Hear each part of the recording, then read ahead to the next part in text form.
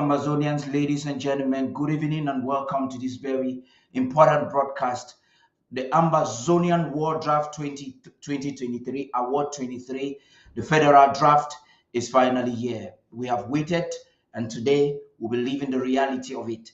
It is so unfortunate, or perhaps fortunate, that this day coincides with the date La République du Cameroon scheduled their colonial mountain race in our national territory. There are a lot of controversies. We have individuals claiming responsibility of the bomb that took place, or the bomb blast that took place in several different locations in our capital territory.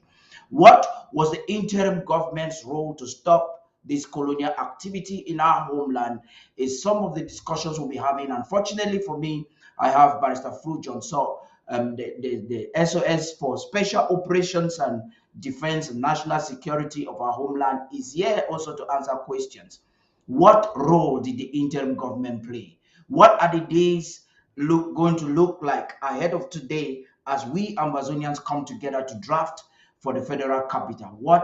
You must not tell us strategy, but Amazonians are worried.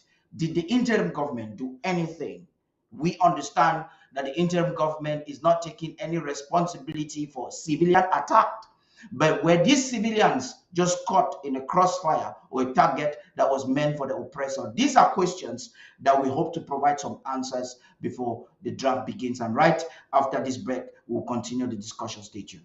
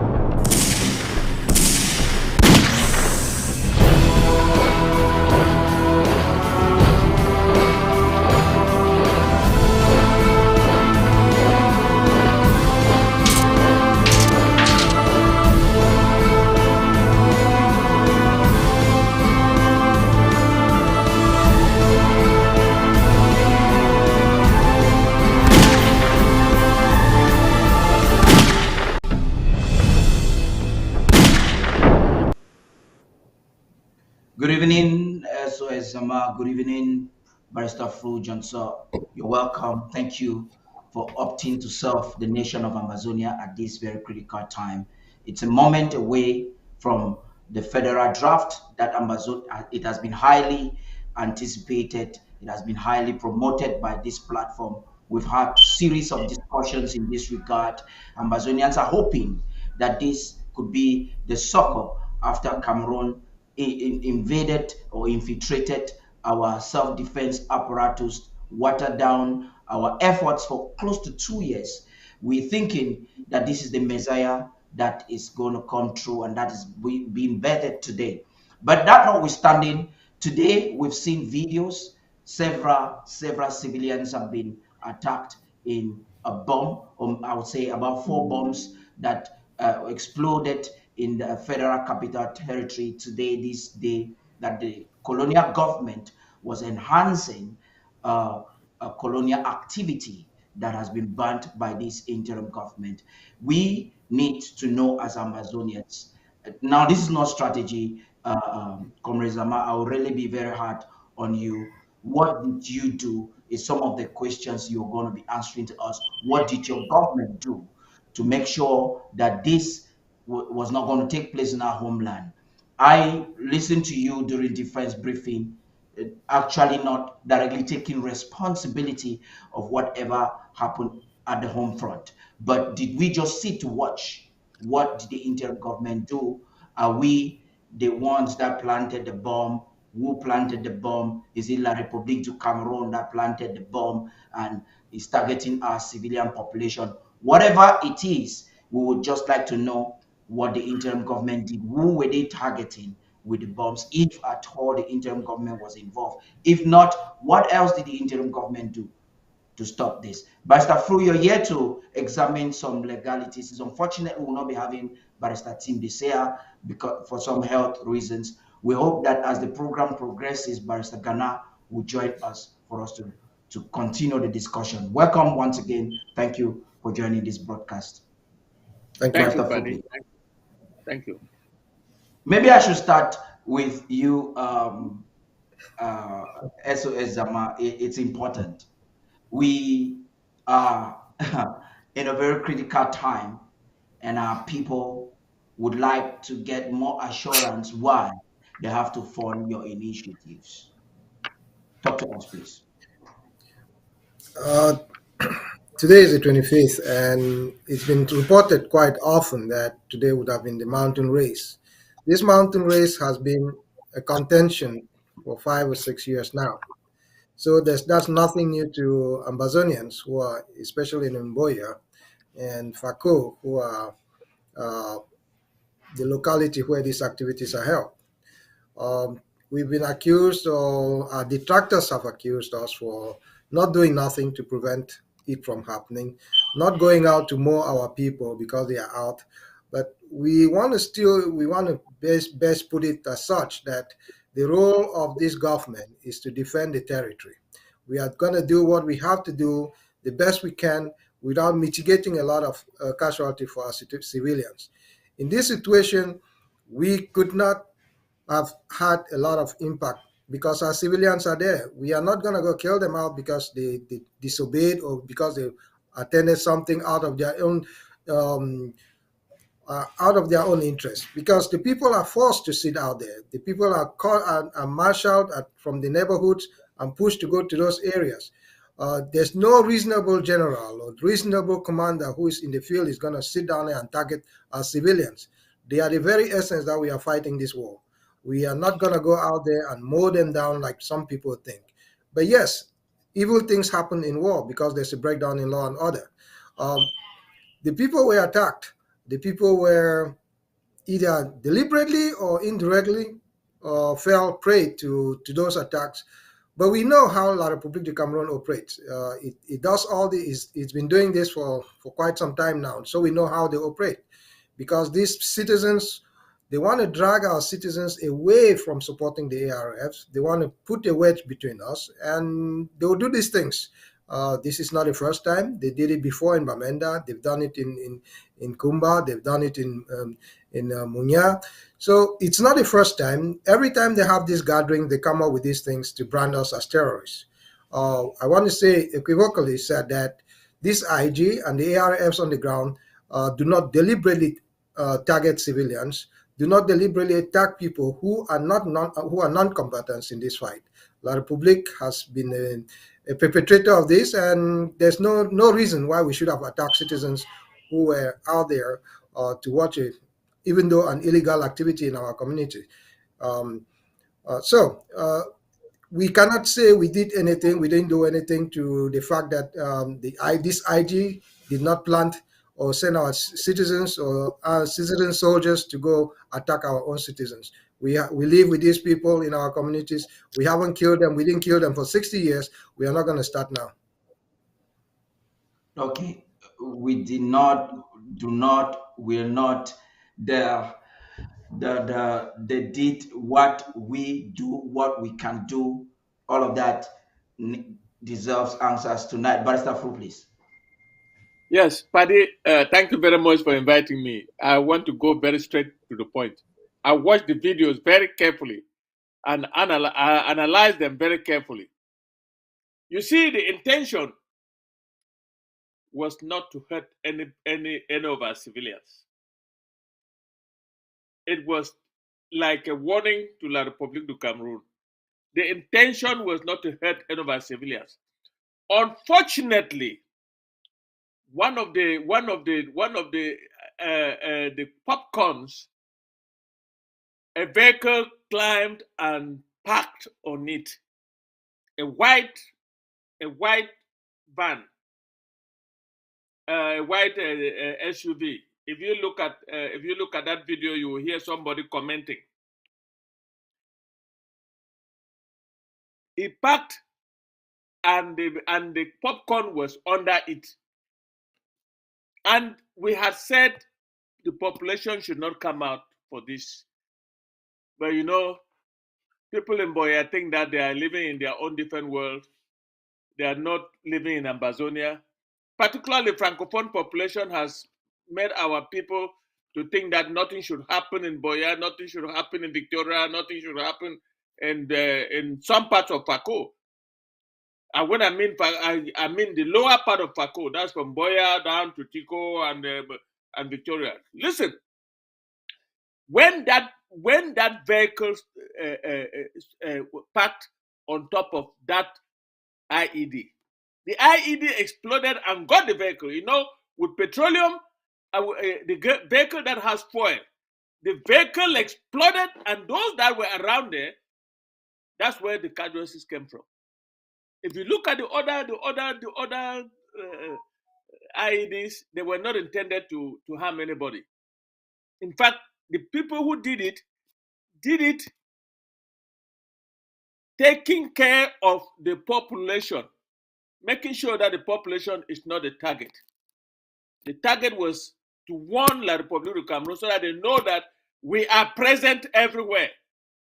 But unfortunately, collateral damage do happen in war. A vehicle exploded and wounded people around there. I watched all of the video.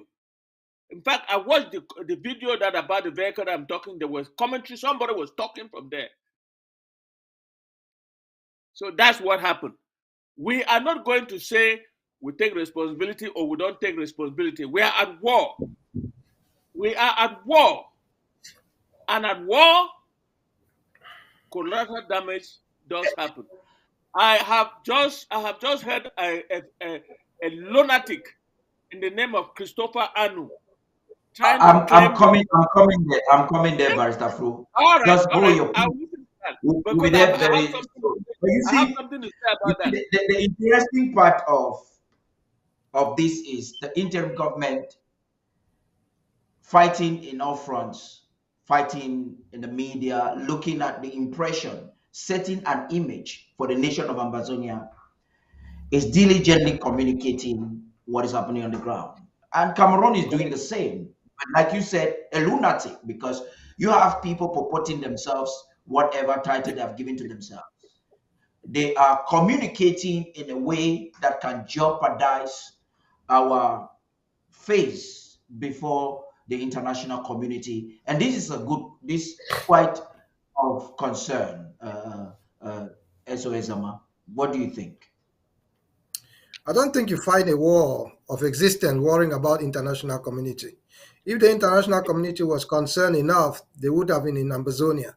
They are not waiting to start apologizing 10, 20 years from today when there are 2 million, 3 million Amazonians who are dead.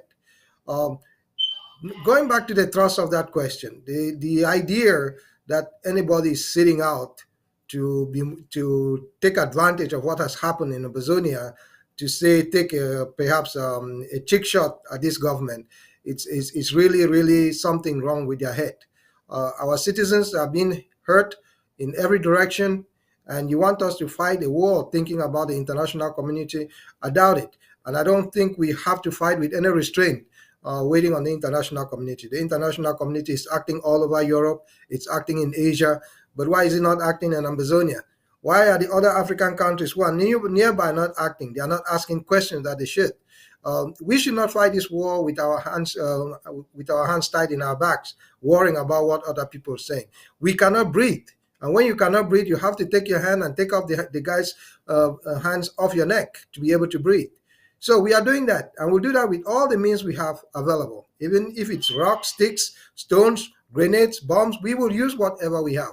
But I want to remind people, our goal is never to target civilians. Our goal is never to kill the very people that we are protecting.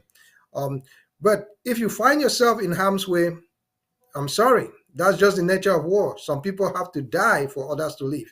We are trying to mitigate those who will die for us to live. We are trying to get the liberty at the least cost to us as possible. So, for anybody in the Amazonian community who is saying that they've done this, that's criminal, that's banality, That should not be accepted. And I think we should go after the people who are actually accepting that they've done this and they keep doing it. I hear there was ADF that said they did that before. They said they had killed people in CDC.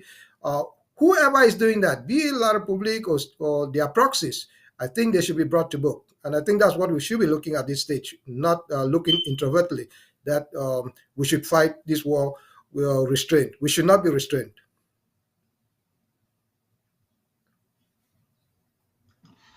Paddy? This is something. Now the cheeks are finally coming together. There's some agreement in your rhetorics. Barrister Flu was direct, and Barrister Flu, just give me a moment. I want to stay with the SOS for special Yes, operations. I really want to yes, be hard with him. yes, This is an activity the interim government has banned alongside February 11 and other 20th May. You have the duty, the mantle, the responsibility, the office to ensure that such activities at the home front is stopped. I'm not asking you to tell me strategy. What did you do? What did the IG, was the IG actively involved in making sure that this doesn't hold? Because it is, I'm happy that you are not an apologist, and that already gladdens the heart of a lot of people. Was the IG calculatively working to stop this? We know that Cameroon, even in war, they want to do it. That's just the question I like to understand. La Because Republic you are has here been working. also to advocate for donation from Ambazonians who want to see firepower consistent. And you may not need to play politics on this. Don't compromise your strategy, but would like to know how active you were in stopping this whole charade. I can tell you that when you are building, I can tell you that when you are building a dam, you don't hold all the water in the barrier. You don't hold all the water in the dam. Some of it escapes. We've done what we must do, and it shows. The fact is that La Republique is a die-hard country that they care less about human loss. If it was a civilized nation, it would have stopped the running of this competition or the finish of this competition and take care of the wounded and take care of the dead if there are any. But I want to say, I don't know, probably people have more information than I do regarding the explosions in Boya. As the government and as people who are involved with the security in the federal capital, we've done, I think I can applaud what our soldiers have done. We have made them to understand that it is not as liberated like they think it is. We are still at war, and our people know that they are still at war. The people feel that they are still at war, and that's what we want them to understand. We are not out there to terrorize people. No, that's never has been our goal.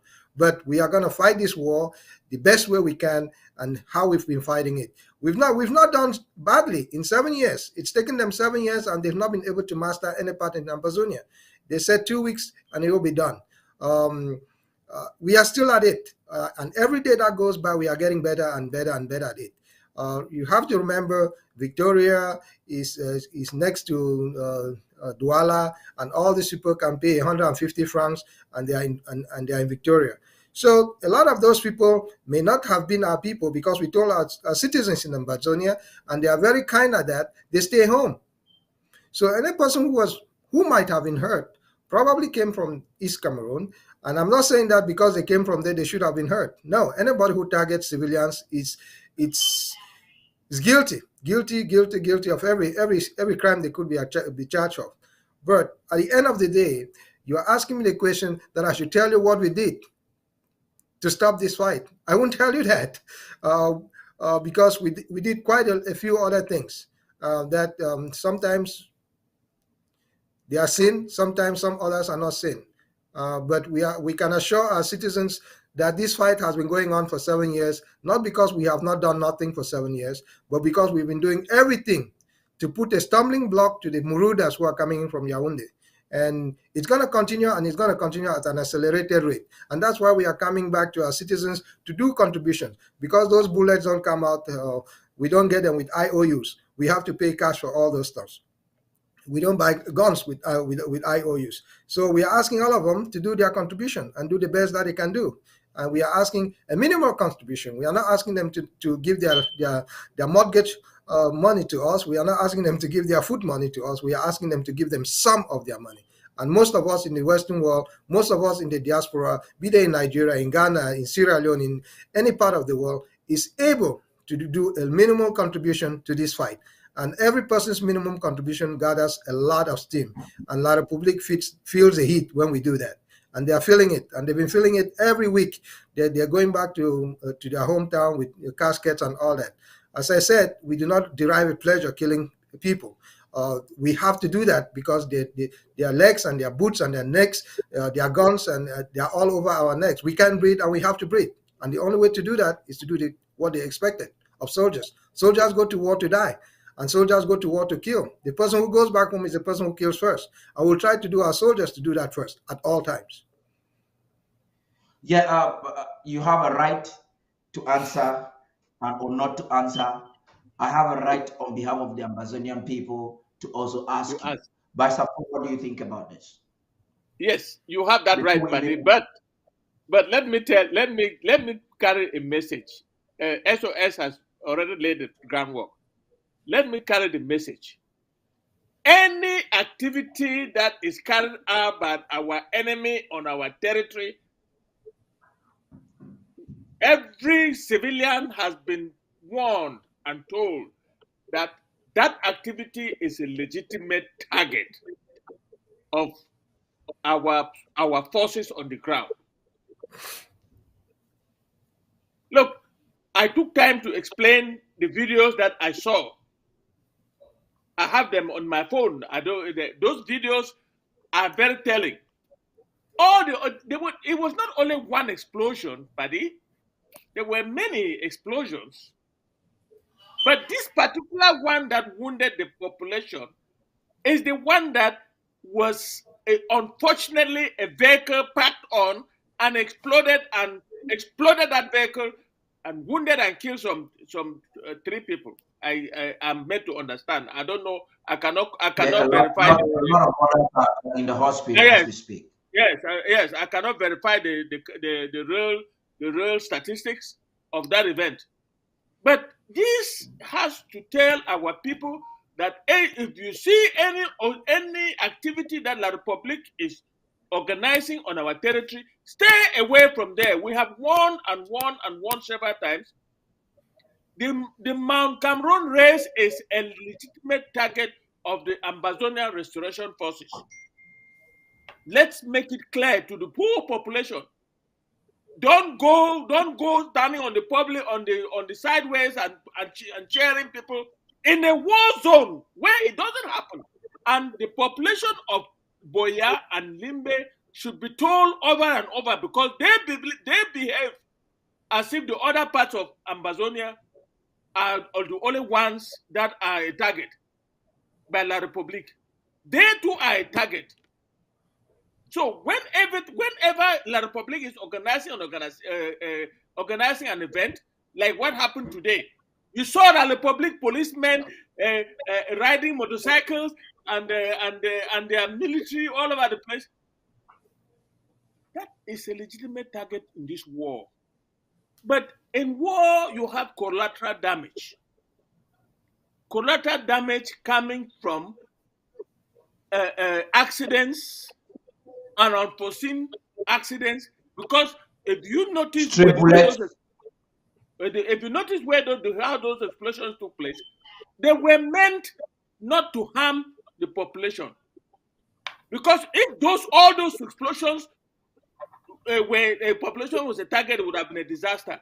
It just so happened that a vehicle exploded and the population around the vehicle got blown up. Some died, some were wounded. They're in the hospitals, but it it is also sending a message to La Republique du Cameroon. We are coming after you anytime you organize anything in our territory, in the war zone that you brought on us. Don't think that you don't think that Fako, the lower part of Fako belongs to you. It doesn't belong to you. You cannot come in with impunity, organize a mountain race in a war zone and expect to come out just like that. This year was just meant to warn La Republique du Cameroon, and we are warning you to, the next time you organize the Mount Cameroon race, you will see what will happen to you. I'm talking to La Republique. We are not going to target our civilians. We will make everything possible for our civilians not to show up there, and we will get you. And those who are living all over the world to come to Mount Cameroon and to do Mount Cameroon in a war zone, you should know that your athletes are in danger. Having said that, this government does not target the population. Does not. We are there to protect our people. But it so happened that our people, some of them are so stubborn, and they get themselves caught in the crossfire. They are victims of circumstance. Some If I if I circumstances. understand if I understand very well, when the people choose or chooses not to hearken to the interim government's orders, they could just find themselves victim of Exactly. crossfire. That's exactly what I'm It is saying. not, And I it's want not to a come back. policy. Yeah, I want to come back it's not a policy.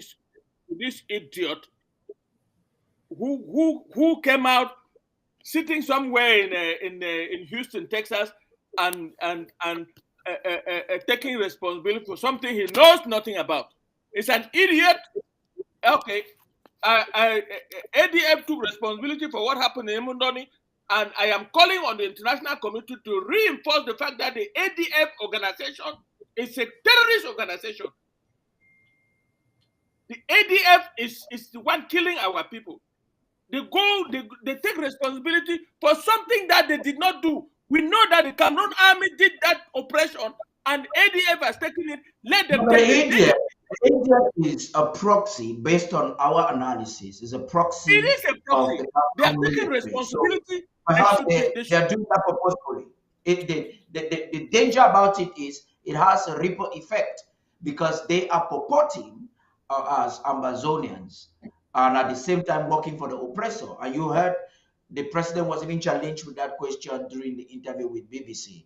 But Comrade Zama, please, you may still want to talk about this. But as you're talking, I'd like you to look at this. We have a population in Fako, Victoria, that has been highly infiltrated by the Bolos, the Sawas from La République du Cameroon.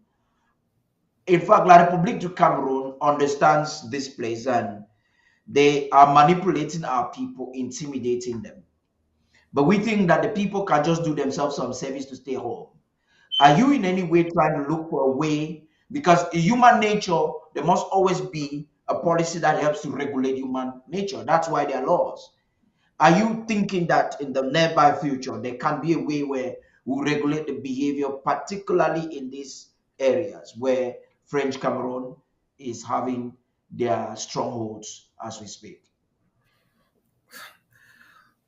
You telling me about stronghold? They are presently there. They are presently holding that area. It's not theirs. It's not a They are just stronghold. It's not a and stronghold. it's not a stronghold. We've not been as active in the southern zone because of what our supporters and our citizens have chosen to do. They've chosen to, for the meantime, be pacified by what they get from La Republique. They think it's okay, but you cannot have your bread and eat it. You cannot eat your bread and have it. We are either at war or we are not.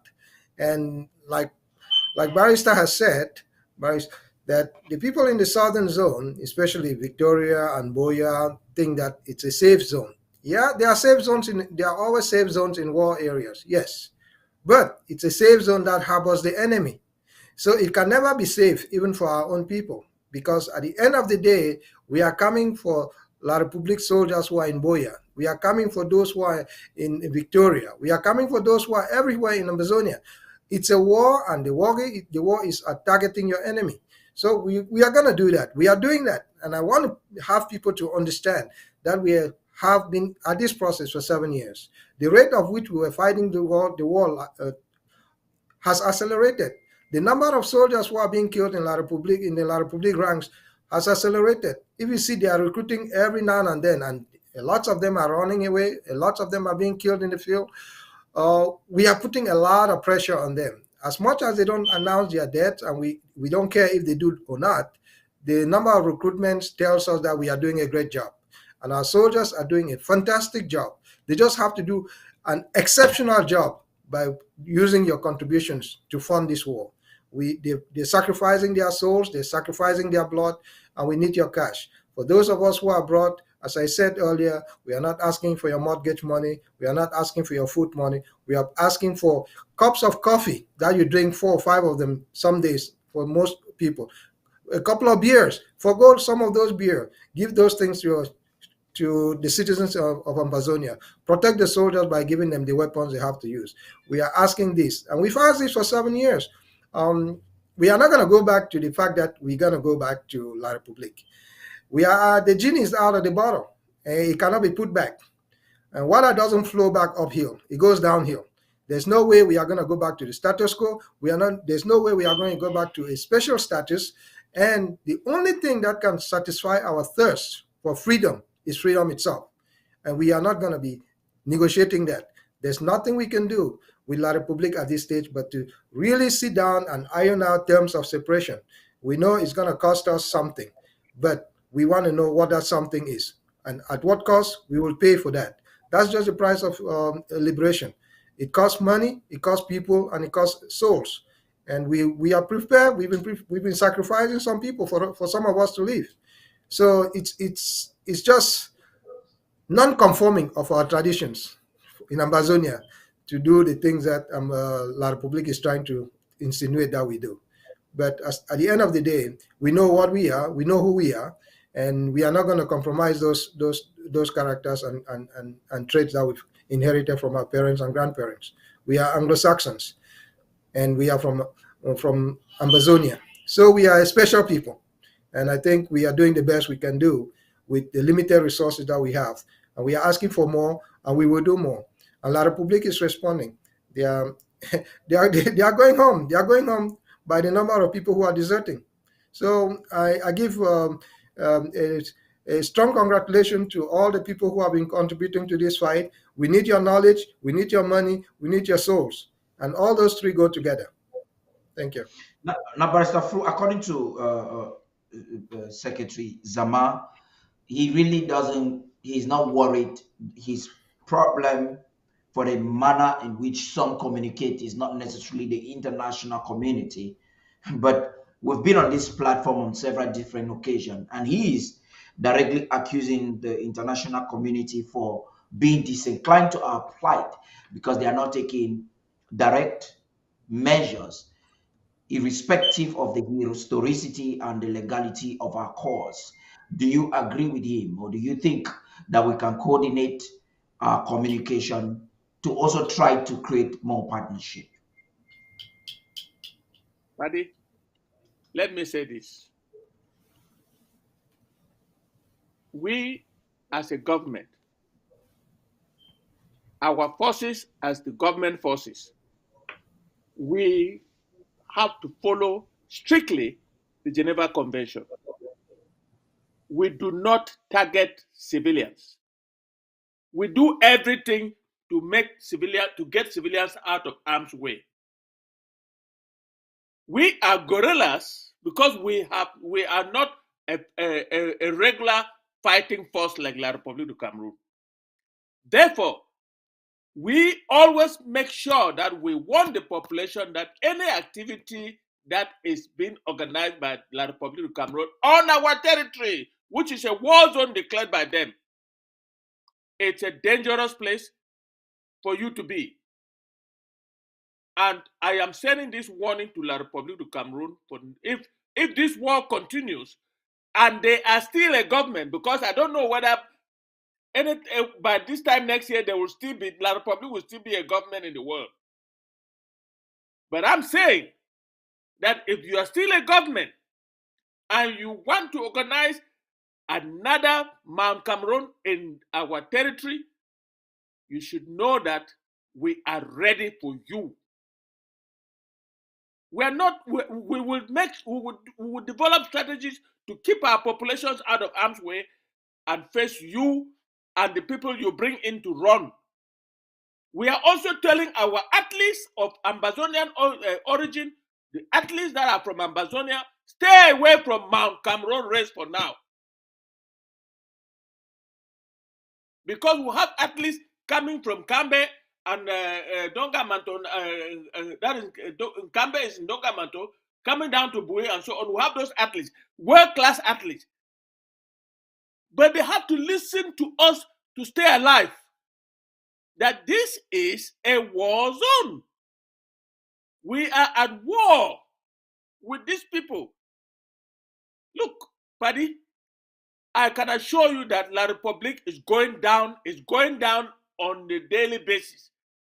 And anybody who thinks that there's a government in Yaoundé that will come and protect you in Victoria or in Boya, think again. We are the only ones to protect you. They don't care about you. And when I talk of the population, I am not distinguishing the Ambazonians from La Republique citizens. All our population, and the Geneva Convention protects the population. So we cannot do anything to harm the population. It just so happened that in a war, there are stray bullets and there are collateral damages. And any idiot out there who claims that he's an Ambazonian leader and can every little thing he claims responsibility, go ahead and claim. This government does not claim responsibility for everything because this government is permanently at war. And this government protects its citizens in the home front. And this No, government we understand that people trying to seek relevance are looking for I just was listening to Commander Fombat, and he said this individual is such a desperate fellow.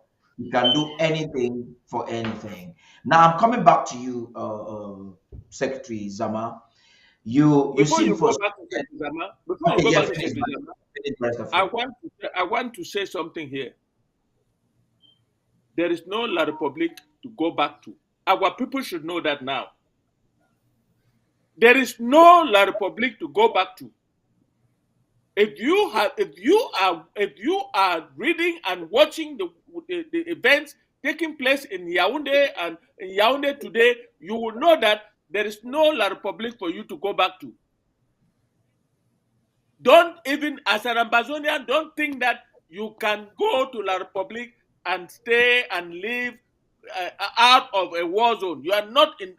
You are not in a. You are not out of the war zone because what is happening in La Republique tomorrow is uncertain.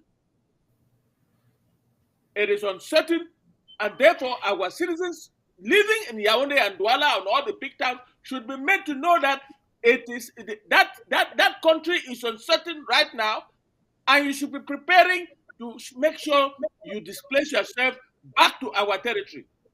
We will protect you. We will continue to protect our citizens in our territory, but we cannot offer protection for you in La République du Cameroon. Because what is happening in Yaoundé, if any right-thinking Ambazonian living in Yaoundé has not started living, then I don't understand. I am taking this medium to express this fear in my heart that if you are in Yaoundé, particularly Yaoundé, you should be thinking about moving back home because Moving back tomorrow to is uncertain. Tomorrow is uncertain. Go on, Paddy. One thing that's interesting with this whole atmosphere, irrespective of who has become a victim, is that it rubbishes the propaganda of Yaoundé that's claiming normalcy. The international community is watching. I don't know what their media houses will say if the papers will actually carry the reports. I suspect they won't, but we will make sure that we will report it every ounce of this report. I'm advising everyone joining the Zoom meeting, please do not unmute yourself for no reason, because this program we're streaming. Only when the vice president will give us a cue to begin and ask you to open your lines, that you can do so. As soon as the president wants us to start, we'll be switching this discussion. I would like to know if the resource mobilization has any information for us. They've sent something which I'll be reading to us shortly, before any moment from now. But this is the point this is where I was driving at. Yaoundé for several months has been trying to tell the world, listen, we can fix this. They boycotted the Swiss-led mediation, and 2 weeks later on, they attempted to do a clandestine or a backdoor Fumban number 2, which has now been a drastic failure. That notwithstanding, the peoples of Amazonia feel frustrated about the international community like you. So we all share your emotions, Secretary Zama, on this thing. But do you think that we need to moderate our behavior, irrespective of that, to try to create some friends? It says, out of darkness, there can still be some light. Do you think we can create some friends in the international community by regulating our behavior as we prosecute this war? Because you were very severe on them, you really give a damn from your statement. So You, I'm trying to ask, if you do you think that we can create friends as we try to get recognition? when you can't breathe, what can you do? You can't do anything else. Our So you people must are being respect. You must our respect people are being international community. asphyxiated every single day. There's no single day that goes by that our citizens don't get killed. And the international community is sitting there and say 3,000 people have been killed. La Republique kills a little bit over 10 or 20 people minimum every day. If you multiply that by 7 years, it should give you some number more than 3,000. So just the mere fact that somebody is perpetuating the lies that it's not a low level activity, it's a low level conflict going on in Amazonia. Once you start having artillery in the field, it's a war. Once you have having tanks in the field, it's a war. So our citizens, as I've said, we are going to defend ourselves.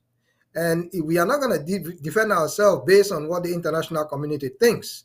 We are not begging for people to save us, but we are saying if they are doing so in other parts of the world, we should be able to be looked at too.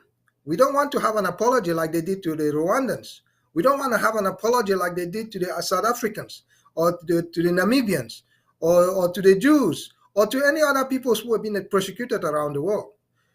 We are being persecuted. They know that. But I'm asking our citizens, you know that you can do something. And that's why we come to these federal drafts, to be able to fund our soldiers to defend homeland. Home is home. As I said, there's nothing that's like home. I've stayed out abroad. There are many people, there are a lot of us who've stayed out 40, 50 years, and this is never home. It never feels like home. And home is where we've grown up. We ate the fruit. It tastes better. The pineapples are sweeter. The bananas are sweeter. The smell is good. Here is not home. And we are going to do what we do on our parts to support these soldiers to defend homeland so that we can go back to a free Amazonia. We cannot go back, leave one form of bondage to another at home. That is not what we want for our kids. And we want to defend that. And we want anybody who is calling themselves an Amazonian to do their part. We have had this blame game a lot. Oh, it's Pamuna. Oh, it's Pafoncha. What are you doing today as an individual? Who are you going to blame today? Take your part, take your piece, and do what you have to do. Take your part of the field. Somebody say, I don't want to support this side because of the quarter. Pick a side. The Christians go to churches, the Muslims go to mosque, the Hindus go to temples. Choose your temple or choose your church and go to. Support the side that you support that fights this war. And let it be a side that fights this war, not a side that's there killing our people. So you have to be mindful. La Republique has proxies in Amazonia that are doing their daily work. And that's what the French have done. They've done this kind of war all over the world. So it's nothing new that we should not know. A lot of us have read history, albeit European history, with all the Machiavellian thinking behind it. But it's our land now. It now concerns us. We are the parents of this land now. We don't have any other parents to blame. We are the parents of Amazonia. We have to do what parents do. We have to take care of our own household before somebody else's. Yes, Yes. like Matt Irene was admonishing the Amazonians during last week town hall. He says, "Do not ask what Amazonia has done for you, but ask what you have to do for Amazonia." That is exactly why we are here tonight. Just after this break, we will get back, gentlemen. Just sit down. We'll get now deep into this draft, the whole mechanism, the whole thought around it, and why it is a must. Stay tuned.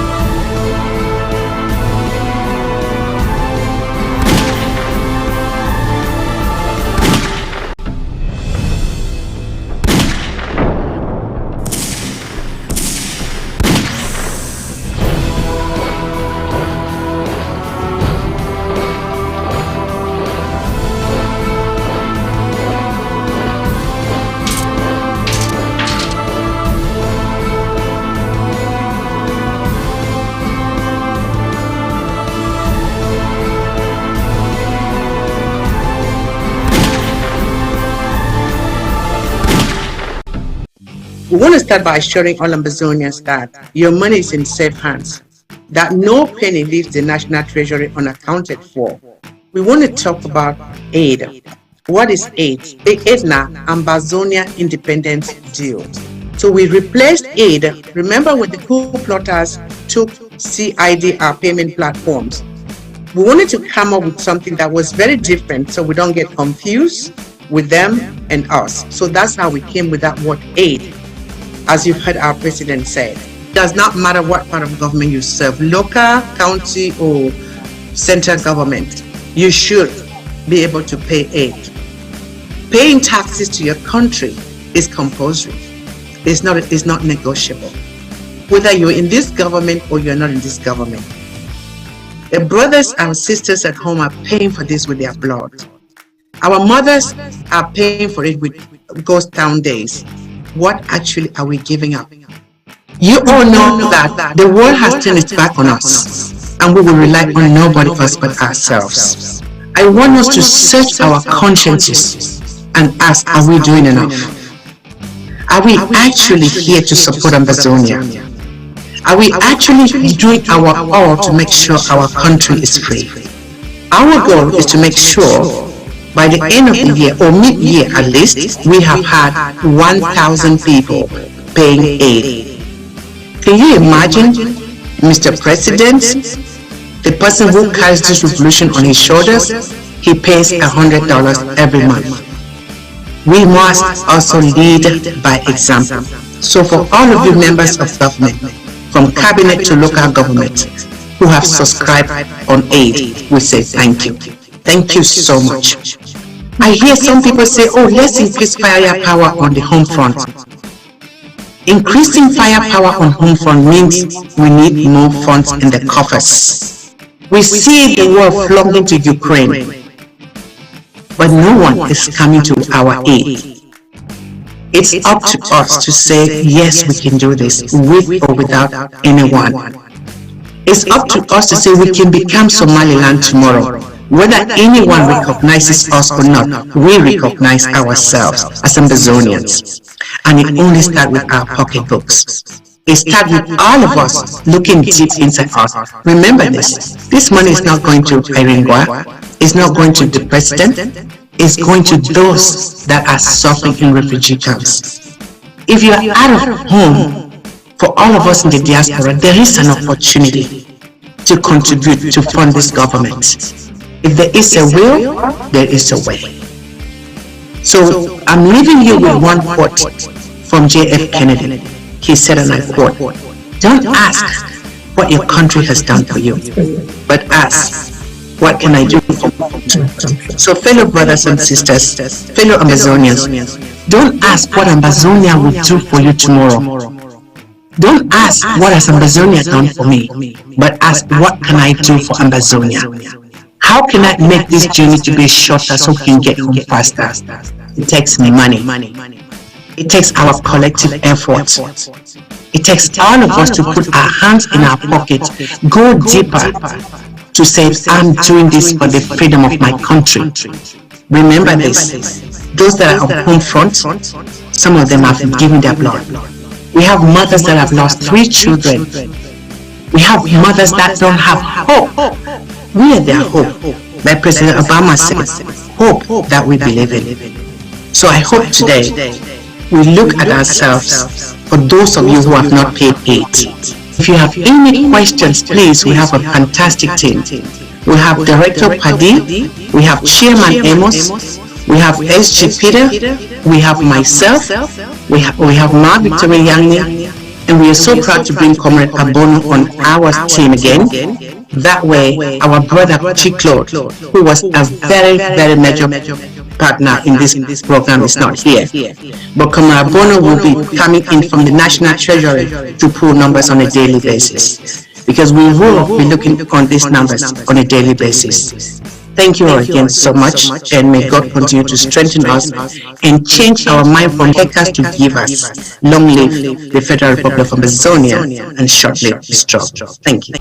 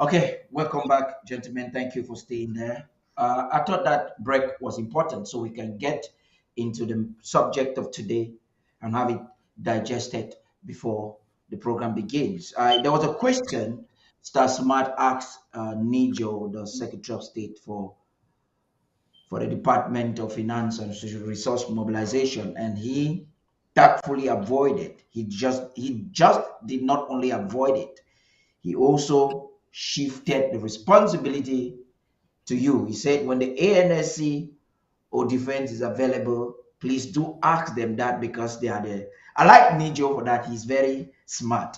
So I'm getting this to you. I hope I can get this question the way that's smart. Now, in terms of strategic and reorganizational thinking, based also on past experiences, Comrade Zama, where would you say that the interim government is at this time with this federal draft, and what are the chances of success? I think people have been mobilized enough. People have been informed. Given that we've had 6 years of doing this, we are just changing the nature of it. Like I said 3 or 4 years ago when we started collecting money for this war, I said Let everybody pay what they have. There is nothing like a pledge. There's nothing like a promise that you use to buy anything. You don't use an I owe you to buy not anything. So there's a twist to this that we've come full circle and we are getting pure cash for this. And so at the end of the day, when we announce where we have a $50,000 or $10,000, that's what we have at hand.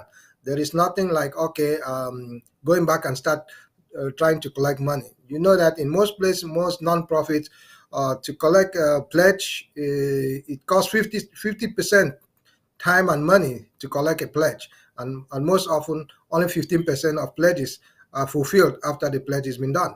So trying to avoid that is a good start. If we have cash at hand, you can do something with it. We don't go to the marketplace to do what we have to do to get our supplies on a promise.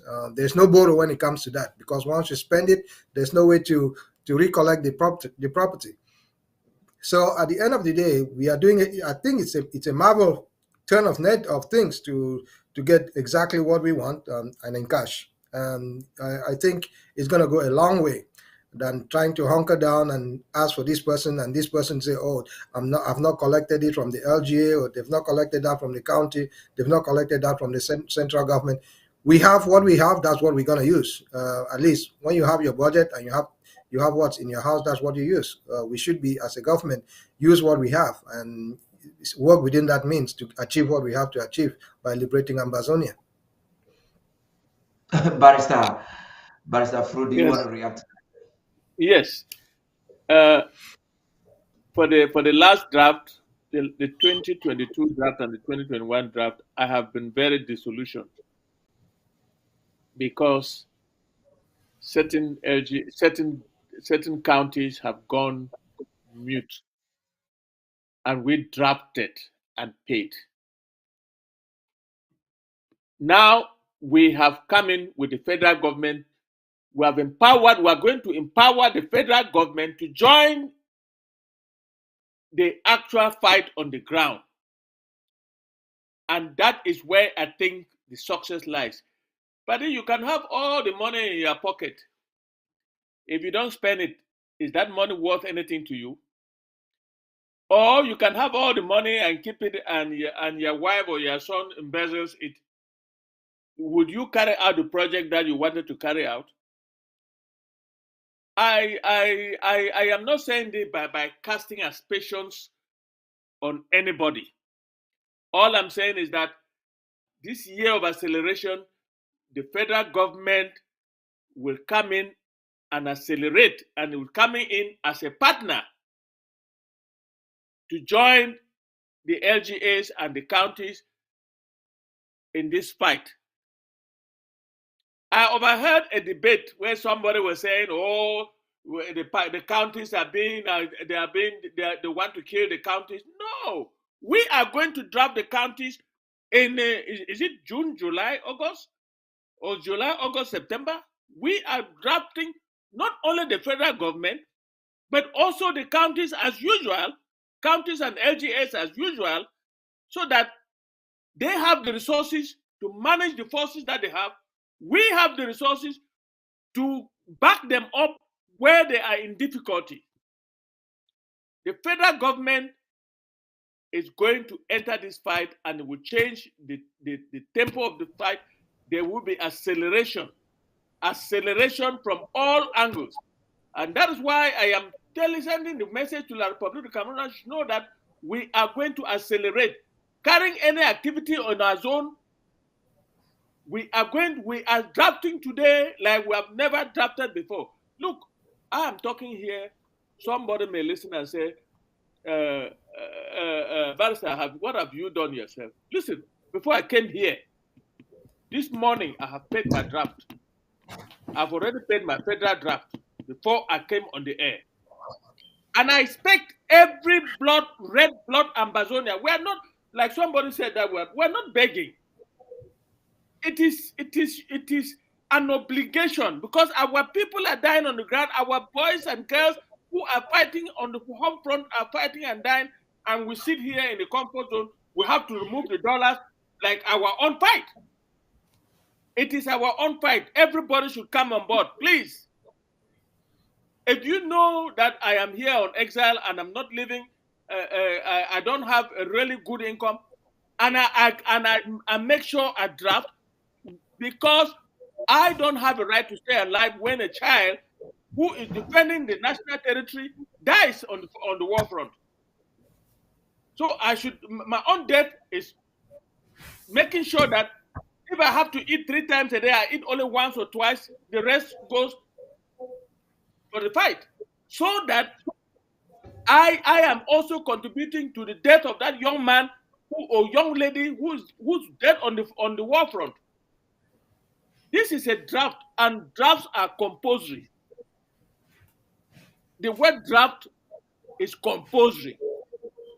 Therefore, please, I'm calling on all Ambazonians, wherever you are in the world, please come on board, dip your hand deep into your pocket, and let's draft. And I want to sound a warning.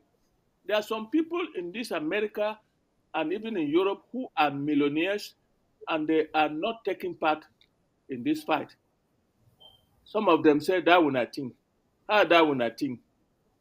How that will not think they? Some very rich medical doctors, some very rich businessmen, some very rich, and they are in their comfort zone, and they think that if America did not exist, they will not have the money they have. So they have made America their life, and they're here, and they don't care how many people we are losing on the ground. Please, when Um, we have when we get to, let me finish, buddy. When we get to Boya, we are going to make sure that if you did not participate in this fight, don't come back and start telling us stories. Oh, I did this. Oh, I did that. Stay in America in your comfort zone. Be a millionaire in America and forget about us. Since you don't want us to be liberated, you don't want freedom, so we will not allow you to enjoy freedom that you didn't pay for. I may be hard, buddy, but that is the reality of things. Our our forces are doing the job that they are doing and dying. What right have we not to also suffer some hunger and make sure they get what is necessary for them to continue to defend us? And anybody who takes a franc from the money that is drafted meant for the fight, you are carrying the blood of those who have been sacrificed on your head. Just take a penny and just take $1 and eat and see what will happen to you. thank you very much for that um, extensive opinion there by Stafford. And I think it was necessary because at this time we have a lot of Ambazonians who are disinclined to the the concept of the federal draft, and some who perhaps have ulterior motives and personal interest, not a general or common good. Some who just do not understand, and it's important for for us to give this explanation. I'm not going to be asking a question now. You permit me, gentlemen, to make this commentary. So, common sense, they say, is not common. The interim government, from the executive and all the arms from the central government to the counties, is like a body. I want us to look at the body. Once you stop blood flow to the head, the person goes unconscious and dies. In my opinion, the way the draft was going before, there's been great success. But certain counties, LGAs, were kind of decapitating the government body and maybe leaving the office of the president and perhaps the central government dry. And that was not very healthy. It's not healthy even in basic science. An LGA is a cell in a body and cannot independently function. You know, why am I saying so? Because If you're excited to draft your LGA or your county, and you're not excited to draft the federal government, it's a mistake. The Bible says, ignorance, yeah, okay, can be tolerated for a while, but now that you have known it, this basic information should help you to repent now that we are getting into the federal capital draft. The same passion you put into draft your LGA, forget about it. If we liberate your LGA and we do not liberate Amazonia, it's a loss. It was a waste battle. And the interim government is not just wanting to take responsibility as the ground game should change. The interim government has proven that they are the backbone of the game change and the whole front. Like Barrister Fru is plainly saying, some might not be happy about it, but many counties have been dormant.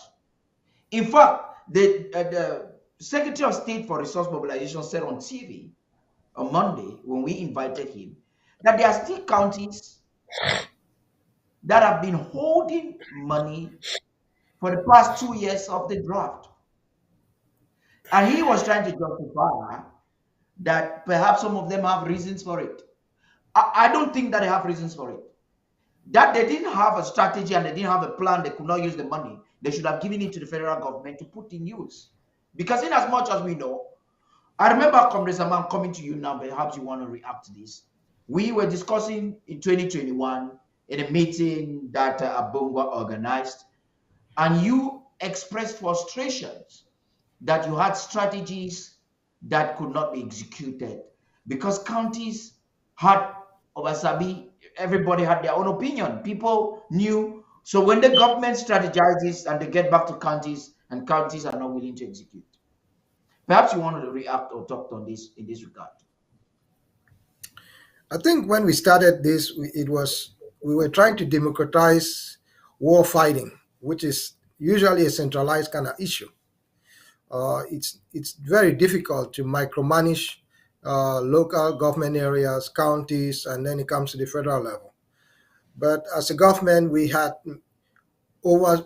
pushed the pendulum way too far on the other side. We wanted to be democratic, we wanted to be transparent, we wanted to be open. We wanted people to feel comfortable to go to their local executives in their area, probably speaking their language, their dialect, to be able to do that, to manage their accounts. Uh, that was not what worked because a lot of times the local government areas did not have a strategy to spend that money. Some of them have a lot of money, and there was no fighting in those areas. Some of them did not know what to do with the money, and it was so frustrating that this war was not only to be fought in Lebielem or in Bui or in Okatunja or in Meme or in Manyu. This war was supposed to be fought in all areas of the country. With the local government areas stifling the supply of that money and the supply of weapons, the people could not get it to work.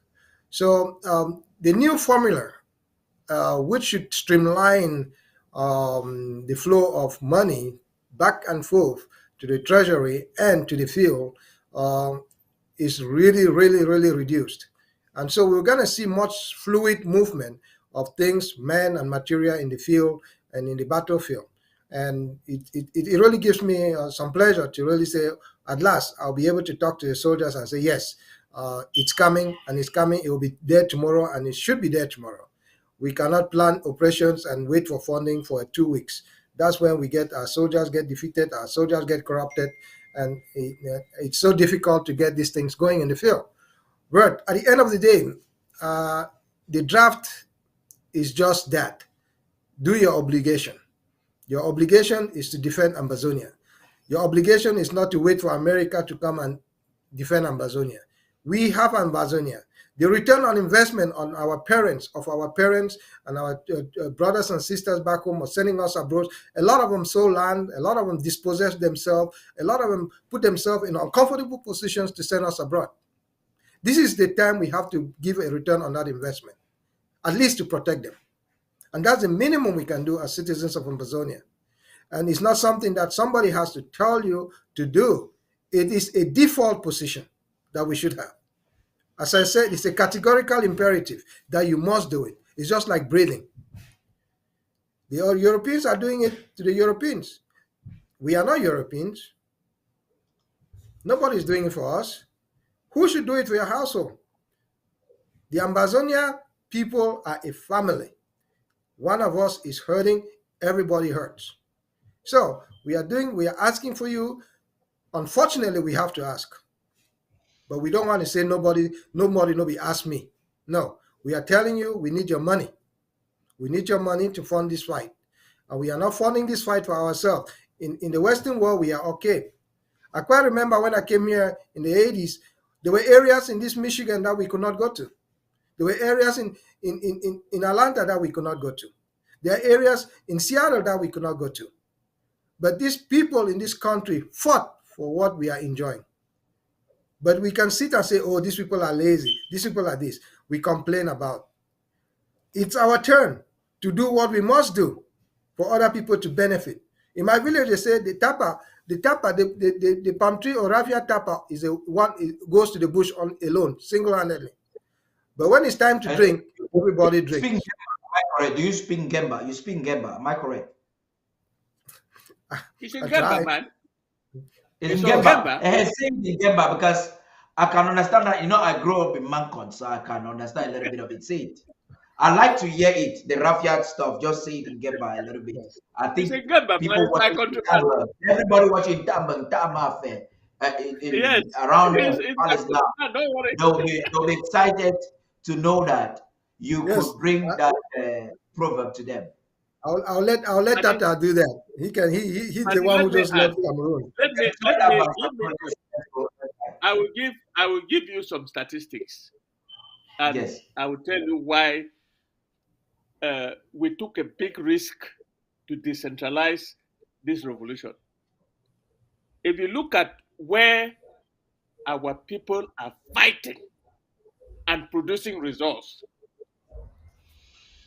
they drafted the list. Okay, take Bui. We drafted less than about $40-something thousand for Bui.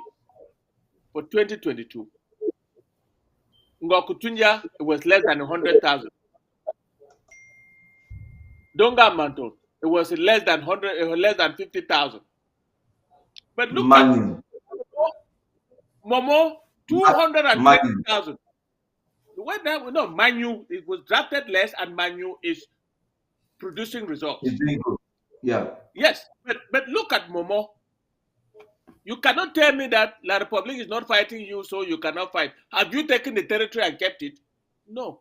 But you drafted $220,000. Look at Mogamo in particular. The ADF has taken a lot of territory in Mogamo. Where are our Amazonia Restoration Forces in Mogamo? Where most of the draft money came from. Look at Mezam. Mezam drafted 254,000. Mezam has nothing to show for it. By Staff Flu, please. Mezam, at least we saw I know a lot of things. People don't like the but truth. The part of Mezam has done nothing. People don't like the truth. Look at Santa drafted a lot of money. That is a very important LGA that borders with La République du Cameroon. Santa is virtually dead. La République passes through Santa like a letter in the post office. And that's what is sickening, because La République passes through Santa into Bui and Gokitunja, and that was supposed to be a place and where... go right through Mezam, the other parts of Mezam to Ngokutunja and Bui to fight. When the Mezam is supposed to be like a block to block La République from advancing. Oh no, with $254,000, where is that money? So the federal government is coming in now as a partner. We are not taking anything back from any LGA or county. We are going to be drafting them. But the federal government is coming in as a partner. The federal government wants to be more buoyant. Is that what you're Yes, saying? More buoyant, yes, it's coming in as a more partner. They present. will be carrying out projects in counties in collaboration with the counties and the LGAs. That is what is going to happen, and we will accelerate the fight and bring La Republique du Cameroon, take them out of our territory. Especially now, I am calling on all Ambazonians because they say in French, "l'heure est grave." Now, La République du I Cameroon want you to speak in don't know Gemba. what. You did not talk Gemba. Now you are speaking French, and this is vexing. Ambazonians Yeah, watching you. Olonga Masongo ke, Masa. Olonga Masongo ke. I'm from Mankon. I'm Yes. speaking Gemba. But what I'm trying to Mm. say is that the times are here. We will not tolerate the disorder that is happening in Amazon and in La Republic in our territory. We must do everything to make sure that we close the borders and block them from bringing their bad fashion into our territory. Look at what is happening. Look at what is happening. Guns are pulled at each other, and people are being killed every day. Men of God are being killed every day. People are killed every day, and people are sitting on the fires. Nothing moves, and yet they have a lesson to teach us. We have to do this acceleration so that we can all go home this year. I I like am I like calling the energy on with which you are talking, Barrister Fru. And this is the point. This is the concern. I'm coming to you, Secretary Zama. Is this all about money or also about strategy? Because we could be focusing about money and not necessarily considering that it should be a shakeup. And I'd say I would give. I used to talk with Claude very closely, Comrade Claude, and what he would tell me is that, Paddy, what we have realized is that some of our county officials do not have a stronghold. They do not have a good communication with the boys on the ground. We also heard what the laudable effort the president and vice have done to try to breach some communication between the home front and leadership, which was absent, which we also know that the coup plotters did it. So is it all about the federal government trying to get this money, or do we think that there's something about the strategy on the ground? Because at the end of the day, we need to still work with the counties and the LGS to execute whatever plan that we have at the home front. Is it just all about money? I Sylvester, think please. I, I think initially when we started the LGA program, we were trying to have people who were close to the ground. We were trying to have people who still had their feet planted on ground zero or somewhere in between. But we found out that a lot of the people who were elected or appointed in those particular portfolios were never on the ground. So they never really had a handle of what was actually going on the ground. We have been able to reestablish those connections, and we've at least removed a lot of middlemen, which is where a lot of the money was being siphoned because it lives from hand to hand to hand and exchange rate to exchange rate. Every time you exchange money or you move money, you lose money. So the more times that we change this money from different currency to different currency, we lose money.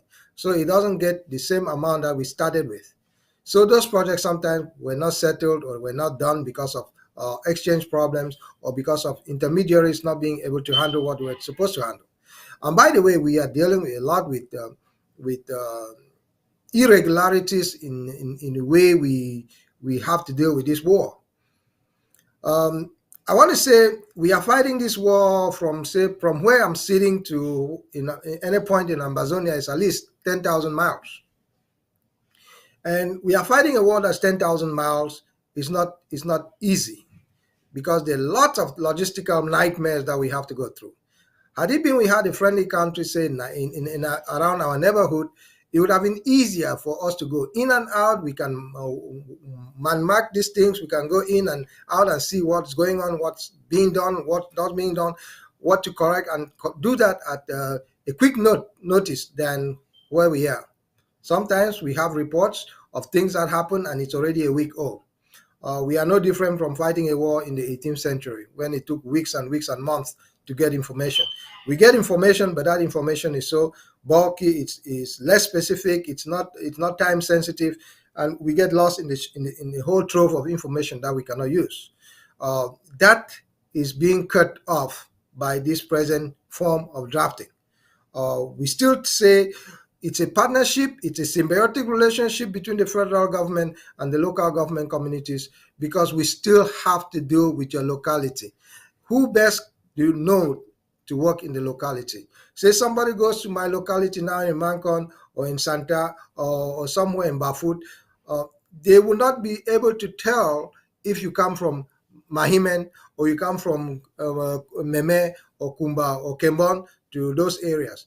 It's not going to work. Our locals do a better work. That's why you have tourists go to that area and they get a local.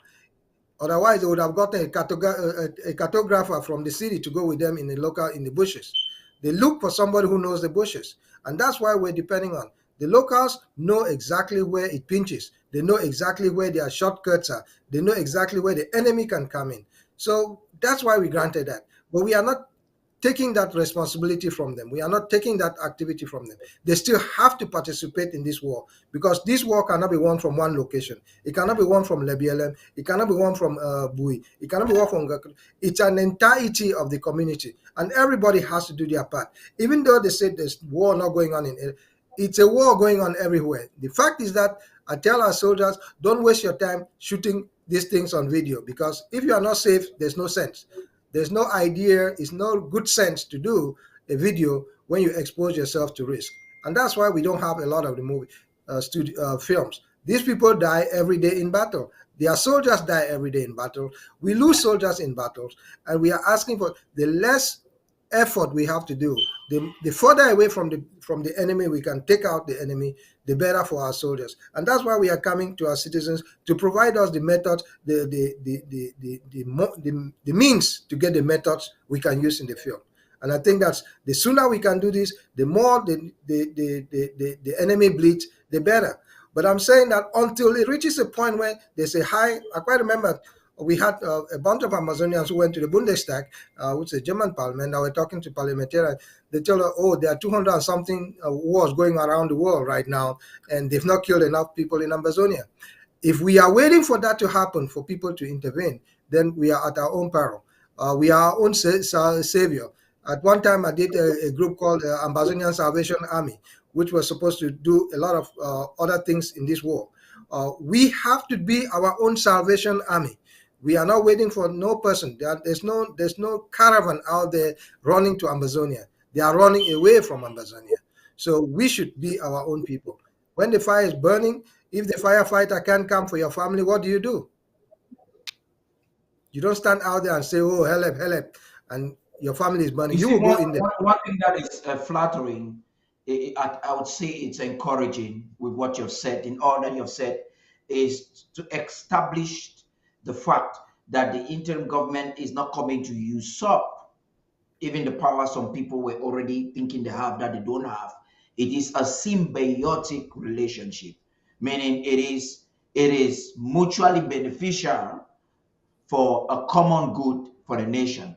And we hope that county and LGA officials will have this understanding and will collaborate wholeheartedly with the interim government as they plan to execute this project. Another thing of great concern that you have been able to say is the fact that you're assuring Amazonians that as we start, as it is right now, the interim government has a hold, at least, has established to a great extent effective communication with the forces on the ground from across the national territory.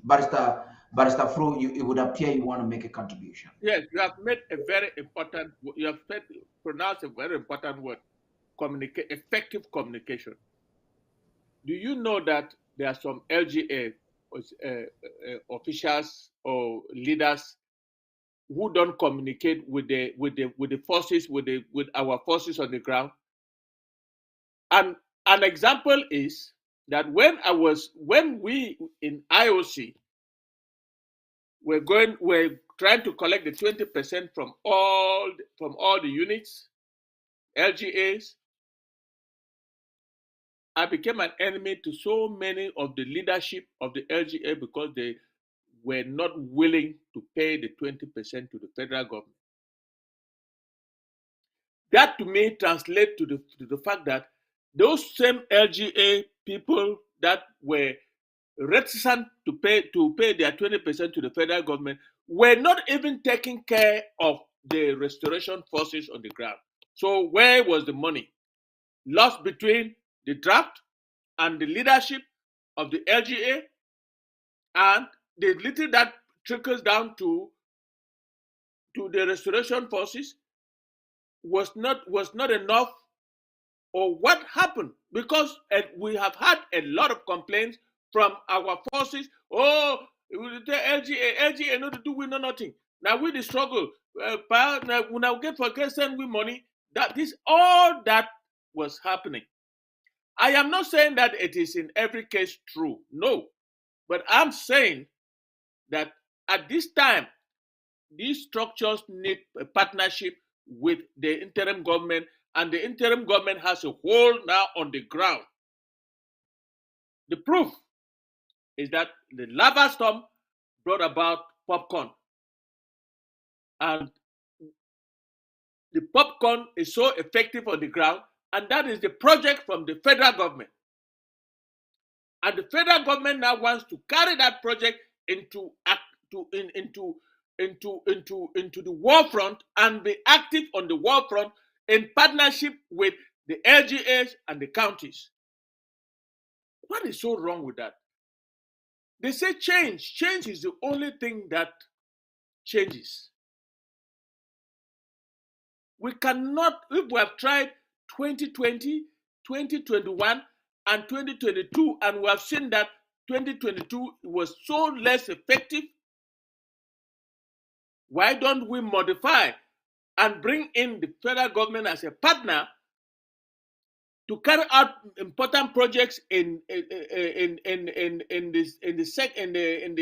LGAs and counties which are lacking or which are being hit by La République du Cameroon, so that we accelerate this thing and get our people safe and we all go home.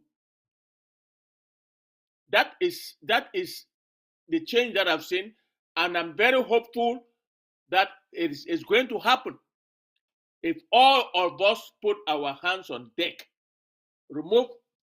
Take whatever is in your pocket and put it on the table, because this is our life. This concerns our lives. And if you know that you have a life to live, I don't have a long time to live. So I have to make use of what I have left to make sure that my people are free before I go. How do I do that? By doing what I do, put my money where my mouth is, and also call our people to join me, come to the table, let's do what we have to do to accelerate this thing so that we all go home. And the truth about it is, most of the county officials who thought that they already have a government became coup plotters. Those who were disinclined to enhancing federal projects, who took some of this fund and possibly swindled it, became coup plotters. Exactly. We are not actually blaming ourselves, but if you have worked in a corporate organization, in any organization, any strategic thinker knows that once you have a plan or a project, as you execute, you have to do an examination. After examination, the interim government is thinking, okay, this is the feedback we have. Can we make some adjustments to move forward? We are hoping that every government official from every strata of government should understand that they have to collaborate. There are two ways. You may not necessarily understand 100% the program, that is in motion already. But this fight has always been a fight of faith. When Barrister Tassan, or is it Deacon Tassan, stood up in Bamenda and told Yawunde that we're giving you a few hours and you will know who owns this land, he was talking out of faith. Correct. At the time, there was no Amazonian Restoration Force. That's the first thing you have to take into consideration. Number Correct. two, he just felt in his spirit that the time was now. When we call this struggle a God ordained struggle, it's not a lip service, it's not another saying, um, it is not a political statement, it's a statement of spiritual fact. Now, when the president said this is a year of acceleration, he was not necessarily basing himself on the factors that are available. If you look at the media today, Cameroon is already purporting victory, was already purporting victory. But a few days after he said the year of acceleration, you just got popcorns everywhere. It was also it was a legal statement, a policy statement, and a spiritual statement.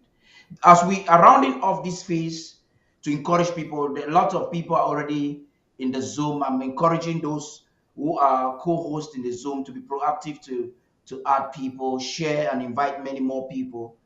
I'm also looking forward to the vice president or resource mobilization to give me a cue when they think we should be rounding off. But I'll be back. I'm coming back again to you, Comrade Zama, because there's still a lot Now, we can talk before you about go to this all day. before you go to Congress Zama, let me Yes, go pass a ahead. message to him. I pass a message to SOS Zama. The chairman of Bui yesterday passed a message. It's Okay. time for us to take Peter territory and keep it. Comrade Zama, this Yeah. acceleration that we are Fine. drafting today, this That's acceleration the that we heart, are drafting, that's the heart desire of Amazonians. yes, this We need to acceleration take that it. we are beginning drafting today, please listen to the chairman of Bui. He said we have to take territory now and keep it. Comrade Zama, the ball is in Meaning, your hands as a SOS for military to make sure that the part of the Amazonian that we take, we keep it. Thank you. and this is not even a strategy. This is not strategy. It is the how that we're going to take the territory and keep that as a strategy. But this is the desire of Amazonians. Amazonians are not afraid to tell the world that we want our independence now. It's not a strategy. Amazonians have declared their independence and they are seeking Correct. for recognition and to actualize or take their national sovereignty. It's not a strategy. So saying that we want to take administrative buildings and keep them because so thus far we have been chasing them or targeting them. But Amazonians have a desire that we should actually send them out of the offices, occupy the offices, take hold of structures, banks, and whatever, and get to control them. Go to a court, take it, and control the custom movement. And Amazonians are willing to finance that project. The cap, the burden is on your chest on this platform as you represent the government in that capacity. Secretary Zama, please talk to us. I think it's not a novel goal. That has always been the goal of this government. That has always been the goal of any military to clear out the field and take up terrain. Yes, um, we the only way you do that is your increased manpower in the field, is your increased firepower, and increased availability of funding to do those things. The minority of our people have been fighting this war. The majority is a closeted They are all closeted Amazonians. We are asking everybody to come out of the closet. We are not asking everybody to show their face on TV like we do. A lot of us have been marked and we are all targeted for all what we have to do. We will never go to even Amazonia without an independent Amazonia. We are never going to be going like liberators, yes, But we are asking everybody, you don't have to prove what you've done. We have a really honorable man here in Michigan who just passed away called Dr. Ngei. Dr. Stanley Ngei is a gentleman who has helped thousands of our people. He's a gentleman who spent a lot of his money. He built schools in in Amazonia where students go there for free. But nobody knew that until he died. That's how we are asking for people to act. We are not asking you to give all your money and you want to flirt around that, oh, you've done this, you've done that. No. We want people who are willing to be selfless people who are willing to contribute to this war. A lot of people are doing that, but a lot more could do that. And it's not just having the pleasure that your family calls you. Like before the pre-war, people were okay, people were happy. But now, people, you call somebody, nobody's even willing to talk to you. They're scared to talk to you. It's a state of terror instituted by La Republic that we are trying to get rid of. We will get rid of that, and I can guarantee Amazonians who take out their money to give it to us to run this war. It's a mammoth task to run it against a government that is so full of people who trickery. It's sad that we have to have people in our communities who are out to derail this struggle.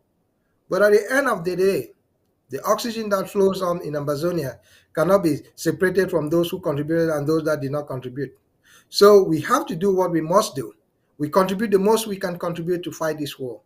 And I can guarantee you, working the way that we work and all the assets that we have on the ground, I think our intelligence and our operatives in the ground are getting much more better than they were 3 years ago. 3 years ago, we had a lot of disorganization. Thank you The very much. momentum that we had was blown off by all the nonsense that some groups did.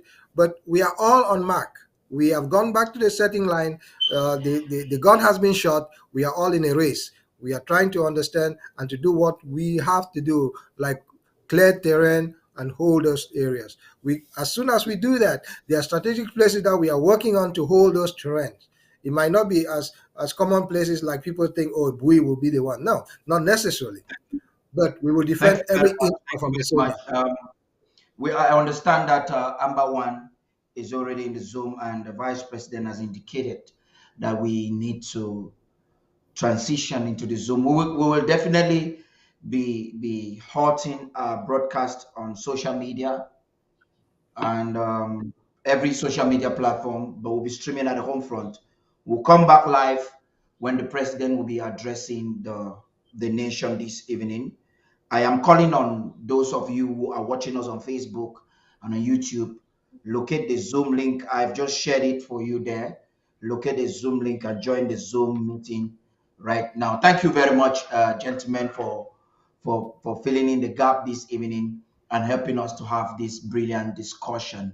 I'll be handing the mic in any second from now to resource mobilization or the vice president or whoever, I think chief of staff, whoever is supposed to enhance or coordinate this program. The D-Day is finally here, the time we've all been waiting for. The president has widely invited us to be a part of this. He says the president believes that our participation is a statement. Whatever statement, this is a time where you think about us, not about you, about a common good for the nation, not about your interest. It's a time when Amazonians, in spite of their differences, will opt to come together and to send a message to Yaoundé. You want to be a part of this. Thank you, and let's meet with the president in the Zoom meeting. Thank you for being a part of this program.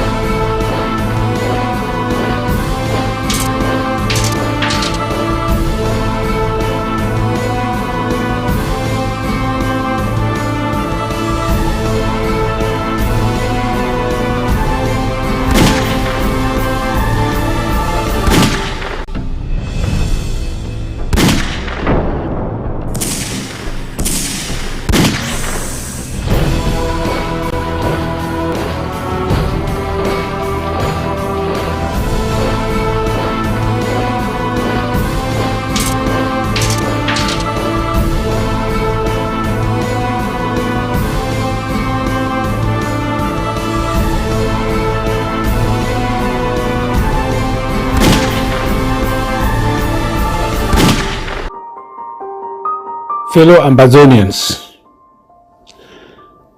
in the name of all our ancestors in this struggle, in the name of the Right Honorable Augustine Ngomjoa, in the name of His Excellency Dr. John Gufoncha, in the name of our great Honorable Comrade Molanjo Litumbe, I came to announce to you that the times are crucial. The hope of this great man, the hope of all these great men is in our hands, and we cannot fail. That is why I'm inviting you in their name this Saturday, the 25th of February 2023, to our grand launching of a national draft, the federal government draft 2023. It will take place from 8 p.m. Ambazonia time. I want to invite all members of government from all tiers, from local government, county, and central government, the IHR, the departments of state, the presidency, the treasury, ABC, and all those involved working for this government, all our sympathizers and financial warriors. If there is a draft that will make a difference in all our struggle to actualize our restored independence, this is it. The draft of Saturday, the 25th of February, is the federal government draft hosted by the Savannah Zone. All county and local government officials in all the counties that make up this zone, this is your event to host. You are hosting the federal government in your zone. And what the federal government has in mind for your zone needs you, needs your participation, needs your massive participation. We must not fail. This is the draft for acceleration. If you want us to accelerate the work in your zone, in your area, and work as partners with you, come out en masse and give us the means. Let's draft on Saturday a draft that sends a clear message to our doubters, to our enemies, and our lovers that we mean business. Amazonia is free. Thank you very much as you share this message, as you encourage everyone. And those of you who want to participate anonymously, do so. The one thing we must not do is give up or stay aloof and watch while the enemy is massacring our people. If you are against genocide, there are two things you can do. It's either or. You either stop the killer or you arm the victim. Two. And we have to do this.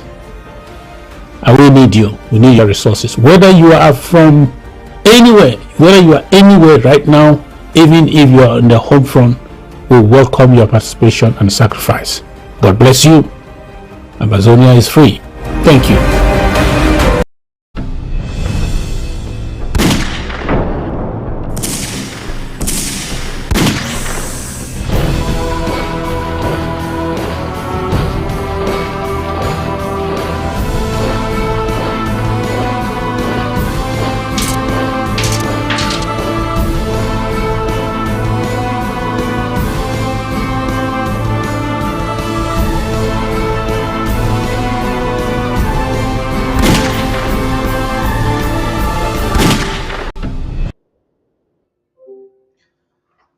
Good evening. Once again, you're welcome. Thank you, Mr. Vice President Nijo.